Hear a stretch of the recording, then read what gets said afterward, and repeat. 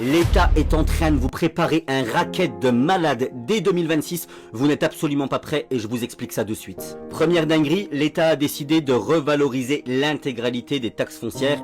En effet, l'État a décidé que si jamais tu avais une baignoire chez toi, fallait que tu déclares 5 mètres carrés de plus. Si tu as une douche, 4 mètres carrés. De l'électricité ou ne serait-ce que de l'eau courante, 2 à 3 mètres carrés supplémentaires. Grosso modo, on te taxe sur l'essentiel nécessaire à une vie tout à fait digne. Et juste parce qu'ils sont en manque d'oseille, après avoir envoyé des milliards à l'Ukraine, ben voilà que c'est encore une fois les bons Français qui vont payer. Tu vas me dire, mais si je suis locataire, ça me concerne en quoi? Ben si t'es locataire, ton propriétaire, face à l'explosion de sa taxe foncière, peut tout simplement décider d'augmenter ton loyer. Dinguerie numéro 2, si jamais tu touches des allocations ou tout simplement tu es demandeur d'emploi, l'État a désormais la possibilité tout simplement de traquer l'intégralité de tes comptes bancaires et puis surtout avec le Passenger Name Record, de contacter les compagnies aériennes pour qu'elles donnent les informations sur les voyages que tu as pu effectuer, avec qui, en utilisant quelle carte bancaire et ainsi de suite.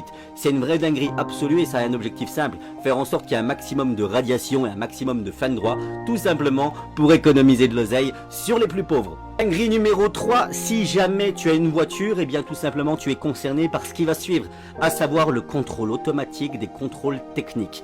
Les autorités pourront tout simplement scanner ta plaque d'immatriculation et savoir instantanément si ton contrôle technique est dépassé. À l'heure où justement, eh bien c'est une vraie galère dans certaines régions pour obtenir des rendez-vous et c'est la raison pour laquelle, notamment en Ile-de-France, on se rend compte que il y a des contrôles techniques qui sont dépassés de 2, 3, 4 mois. L'objectif, c'est encore une fois de te pomper sur ton permis, mais également sur ton compte bancaire avec le procès verbal qui tombera de manière automatique. Dinguerie numéro 4, à partir de 2026, oublie la sécurité et la confidentialité sur tes comptes crypto, sur tes comptes que tu peux avoir à l'étranger comme Waze et compagnie. Pourquoi? Bien tout simplement parce qu'il y a une nouvelle directive qui rentre en vigueur et qui oblige l'intégralité des banques européennes à communiquer les données des clients et même plus précisément l'intégralité de tes virements entrants, sortants, tes transactions, avec qui, etc.